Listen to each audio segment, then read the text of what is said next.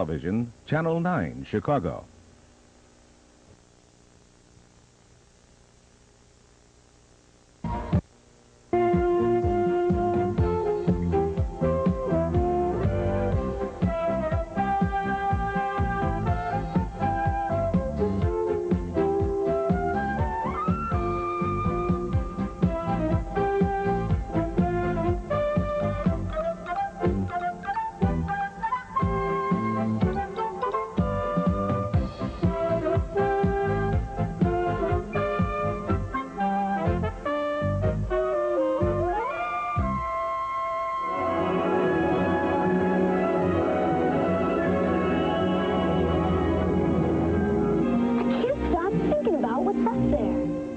Three boys on a mission to places and creatures unknown and explorers.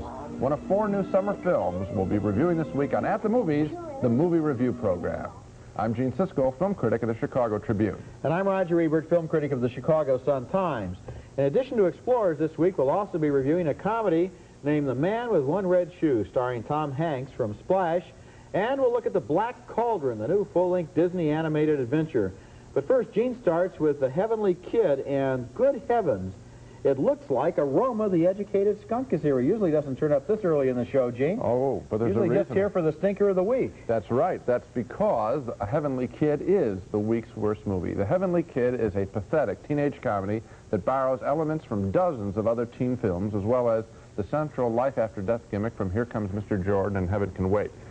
A teenage hot rodder from the 1960s is killed drag racing. He's taken to purgatory, which in this film looks like a neon-filled singles bar, which is actually my idea of closer to hell. And there he meets a scruffy guardian angel who says he'll give him a chance to earn his way into heaven by sending him to the present, the 1980s, where he's supposed to perform a selfless act.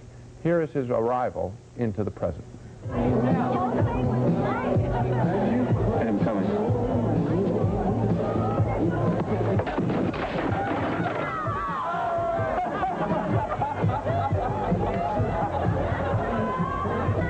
Fast. Oh.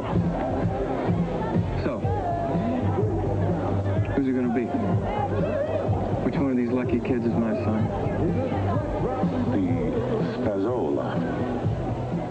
Gee, weren't you surprised by that? Isn't that a clever bit of writing there? They really fooled us, didn't they, with that comic line, the Spazzola. Later, the kid from the 60s teaches the nerd how to dress better. You got no confidence because you got no style. But we're going to change all that. How? Same way we're going to get that cute little blonde to notice you. I'm going to give you a new image. I'm going to give you a flash.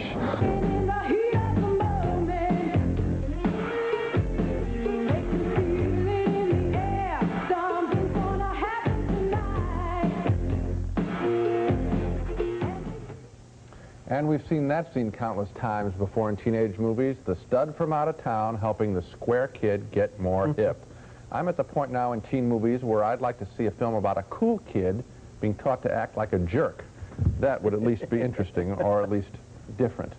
Couldn't be any worse than The Heavenly Kid, that's for sure. The Heavenly Kid also deals, as Secret Admirer did, and I'm ashamed to admit that I saw both films, with a kid who doesn't love the girl who loves him. Instead, he loves the girl he shouldn't love, the blonde, naturally, the rotten blonde. He should love the brunette. Brunettes are always good in the movies. We gave that lecture 3 weeks ago, part 2. And like Back to the Future, we also see a youngster meet his parents at a completely different time in his life. But those are just gimmicks in these pictures. The whole film is gimmicks. No personalities are developed. It just jumps from one story twist to another to the inevitable happy ending. The Heavenly Kid is just a generic teenage movie. They ought to advertise it with one of those universal product code symbols and the title, Teenage Movie. Fabulous idea. It'll all be in black and white, right? With stripes across it. Exactly. I'm glad that we showed that second scene where the music plays while he's trying on the clothes, because that's an example of something that this movie carries to an amazing extreme, and that's my old concept of the semi-obligatory lyrical interlude, or the semi-oli for short, which is when they're totally bankrupt of any ideas, they have no dialogue, the characters aren't real enough to actually talk to each other. At all in the play a record on the soundtrack that maybe you can sell to MTV, and then have the guy stand around trying on clothes. At least they could have played Shopping for Clothes by the Drifters, the Coasters, some kind of good music. Instead, not only do you have that scene, but then you have 2 other semi-olis that follow right in a row. There are three right in the middle of the movie, bringing everything to a dead, screeching standstill. Yeah, if you're interested in seeing a film about a kid meeting his parents, the film to see is obviously Back to the Future. This is junk. That's why Aroma was here. And Aroma, I don't want you to leave yet, because next at the movies, The Man with One Red Shoe, and Aroma, I think we're going to need you again. There he is, the man with one red shoe.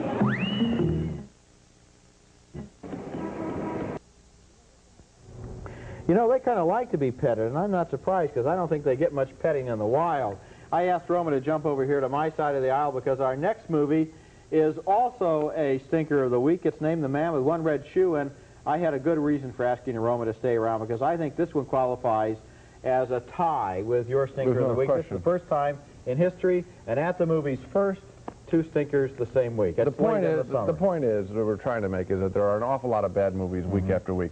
These are especially lousy, and we're signaling those who might watch television without the sound on that it's a very, very bad movie. Thank you, Gene, for explaining that difficult point. I didn't realize why we had Aroma here. The first question I have about The Man with One Red Shoe is, why did they make this movie? This is a remake of an older French comedy named The Tall Blonde Man with One Black Shoe, and I didn't think that was a funny movie, but this one is really a bomb. It stars Tom Hanks, the sometimes talented young actor. He was in Bachelor Party and Splash, as a completely innocent bystander who happens to be selected at random by a government spy who needs a handy suspect. Now, once he's fingered, all the other spies in the service think he's a spy, including Laurie Singer, who in this scene checks out his ID. Oh, I'm sorry. Excuse me.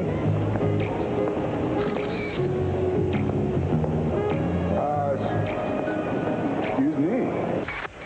How about the case? With the violin? What difference does it make? Why don't we just kill him? What we do want to do is find out who he is and what he knows.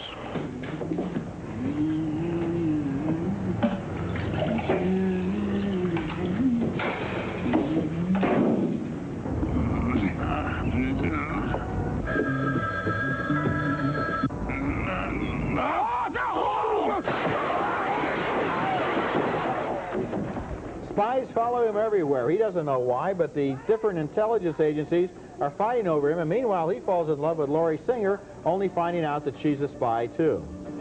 Let me just ask one thing.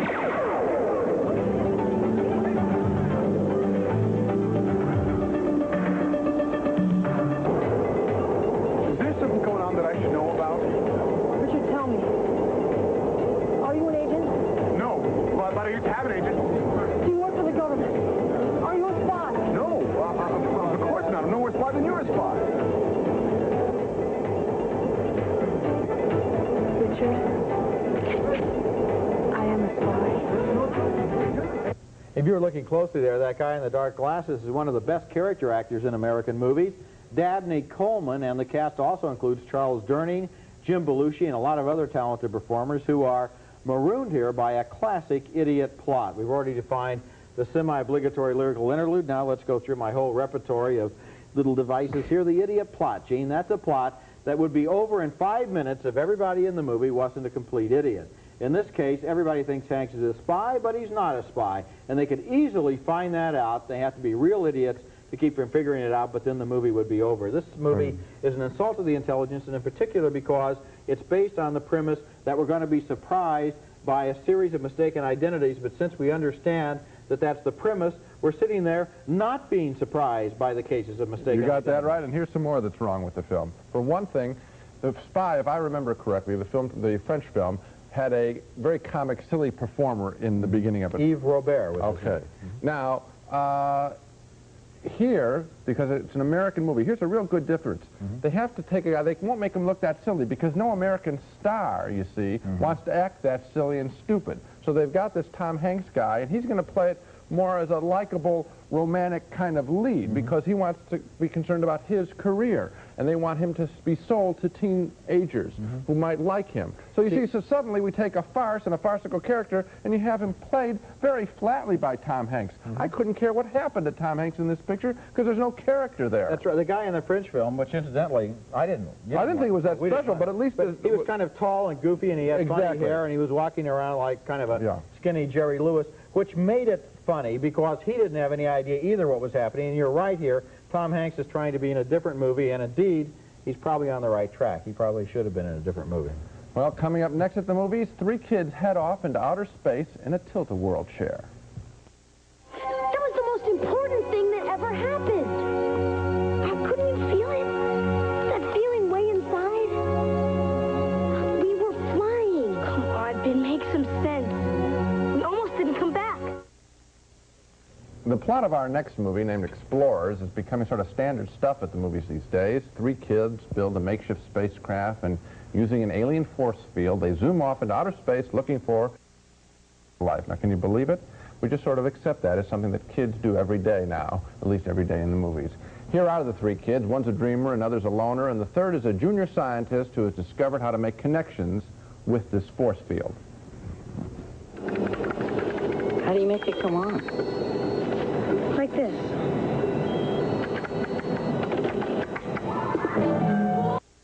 I didn't know it could get that big. Me neither. Turn it off, man. Get him out of there. Come on. I'm trying. It's not working.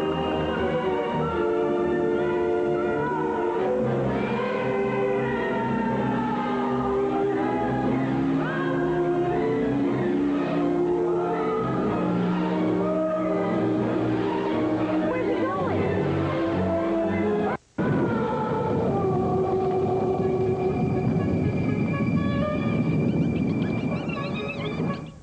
I think they got that little gopher from Caddyshack, actually. Explorers is pretty good when it comes to setting up the kids. They're a fresh, entertaining bunch, all right.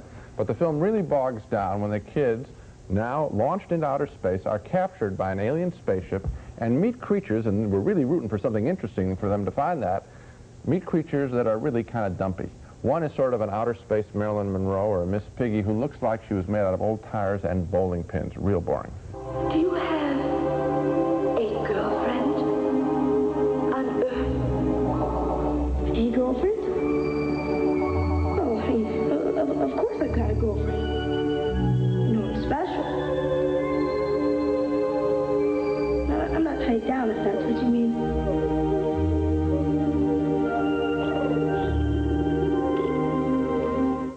Now, there are other space creatures that they meet up there, and one is kind of cute for a while. He talks a gibberish English based on his seeing a lot of American TV. But that's a stand-up comedy bit that runs about 5-6 minutes, and it's like Johnny Carson's monologue. Once it's over, the show gets less interesting, you know? And I walked out of the theater after seeing Explorer. Well, it was not bad, but just not enough payoff when we get to outer space. That's what we're really looking for, something dazzling, and it's just not there. So for me, a mixed review on Explorers. I vote thumbs down, Gene. I thought the problem with the movie was a real inconsistency of tone. We begin with a universe which, given the fact that these kids are going to go to outer space, is perhaps a bit fantastical, but nevertheless, they're treated like real kids. They live in a real house. They go down in the basement. They play with their computer. One is smart. One is a loner, as you described. And it's supposedly realistic. Then they get into outer space, and suddenly we're in some kind of a parody, a comedy. These creatures in outer space are not like any aliens that we are even remotely supposed to believe really could be or might be up there in outer space. They are a stand-up comedy act, and it's a real disappointment. I think that these kids are bright enough and smart enough and daring enough that when they get to outer space, they deserve to find something better than Milton Berle imitations. Yeah, there won't be a sequel to this film, I predict. I think you're right. But the kids deserve one because they deserve to go to a much more interesting place. They should have been captured by somebody else. I don't know how to explain it, other than maybe this film was just simply made very quickly. In other words, in the throes of E.T. and that, they said, let's get this of course, out. and the director, Joe Dante, did the segment of Twilight Zone where the guy traveling along the road meets the people in the house who seem to be influenced by television, and maybe this is an extension of that idea, but it's the wrong idea to have as the payoff for this movie. Yeah, one of the things you don't want to know in a space film is that it's less interesting up there than it is here. Good point. Next at the movies, a brand new animated adventure from Disney, about a battle for a mysterious black cauldron.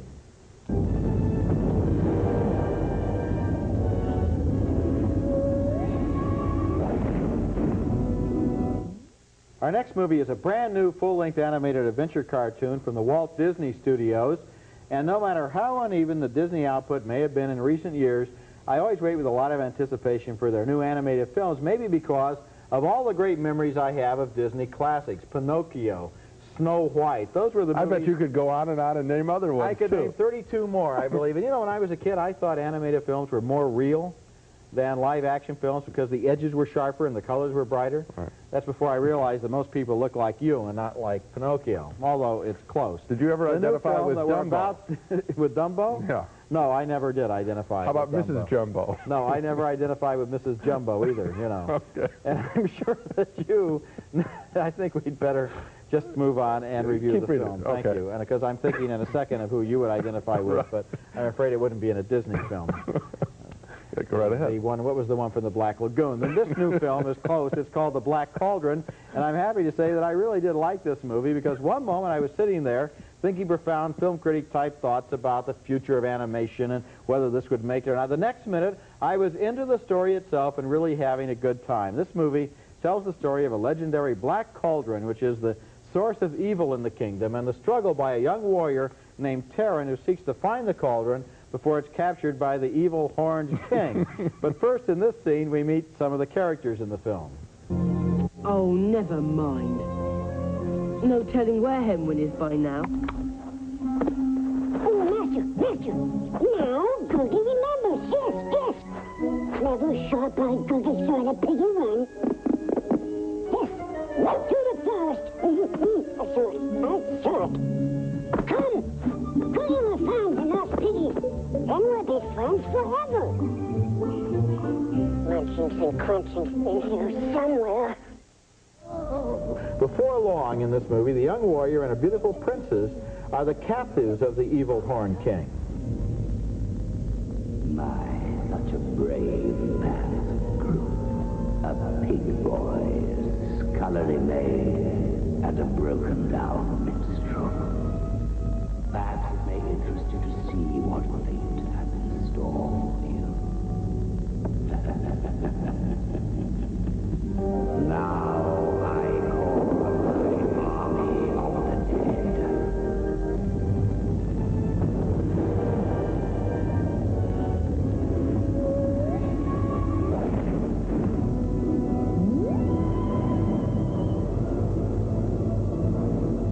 Only moments away from victory. My greatest triumph. We did it, sire. We did it. Oh, I mean you. Yes, of course. You did it, sire.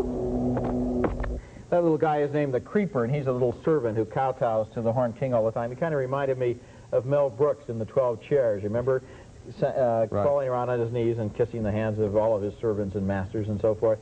I really liked it. I mentioned again the way that this movie is filled with all kinds of characters like that, and I also liked the special effects of the whole movie being animated as special effects, but the idea of that cauldron with the tower of flame and so forth, and when the cauldron explodes and everything at the end of the movie, it's kind of thrilling, it's kind of exciting. The plot of The Black Cauldron is fairly involved, and perhaps I ought to explain that one of the best friends of that young warrior is a cute little pig who is psychic and who has the power of being able to look into a pot of soup and make the pot of soup mirror the location of the Black Cauldron. Now, this led to one of the funniest experiences I've ever had as a movie critic, Gene. I have to tell this story on you, because here you are, a college graduate, a philosophy major. We're sitting there looking at the Black Cauldron, and suddenly I realize that Gene has come over next to my chair, and he's whispering, "But Raj, if the pig is psychic, why can't they find out where the Black Cauldron is before the Horned King does?" And I'm thinking, that's a good point. Then I'm realizing this is really an interesting conversation for adults to be having, you know, this, the credibility of psychic pigs. And so I hand it over to you. You think that the problems like that in the plot well, that's one problem. Really bothered you. There's another problem, which is that supposedly this Black Cauldron is the source of evil in the world, you know. Well, the king, the bad guy is already evil. He's plenty evil. He's so evil that everyone's afraid of him. So what does he need the cauldron for? Well, I think if he gets the cauldron, then he can be even more evil, and he can rule everything and take over the entire kingdom. Right now, he's not doing so bad. I don't see anybody else with a franchise around the neighborhood. I liked the creeper. I loved the pig. If the movie were about the creeper and the pig, fine. The human characters, the quote human characters with their English accents, why not make it a good old Americans? You know, that's what I liked about Snow White. It had a nice American voice. Anyway, no, then it would be fine. I think that all the human characters in the film are ridiculous.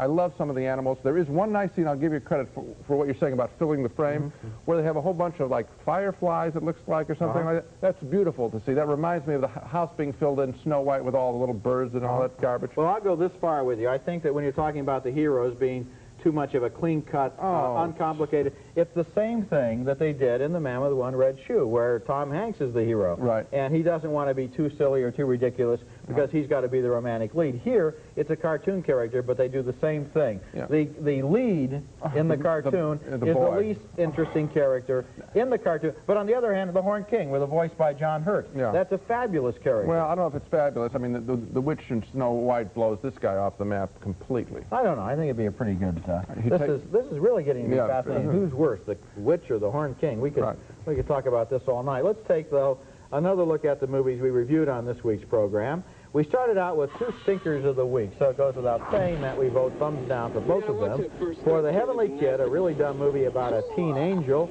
and also for The Man with One Red Shoe, with Tom Hanks as an innocent bystander in a truly idiotic spy comedy. Two more thumbs down for Explorers. We liked the beginning of the story about the junior high school kids that find a way to fly to space, but we were both disappointed by the aliens they find there. And finally, with split decision on The Black Cauldron. I voted thumbs up for the Disney animated adventure, but Gene thought the story was too shaky to support the characters, even though, I want to be sure I'm right about this, you like the pig. Love the pig, love the creeper. And also, it was Pierre Richard, Roger, who was that gangly character in the French film that this One Red Shoe film is based on. Okay, so what can we recommend this week? We can give half a vote to The Black Cauldron, and for the rest of it, go to see anything with a human being in it that we reviewed, forget. Okay. If it's got a pig in it, we loved it. That's it for this week. Next time, we'll be back with reviews of 4 new movies, including Fright Night, about a teenager and a vampire that lives next door, and Real Genius, about 2 geniuses toughing it out in a high-tech college. That's next week, and until then, we'll see you at the movies.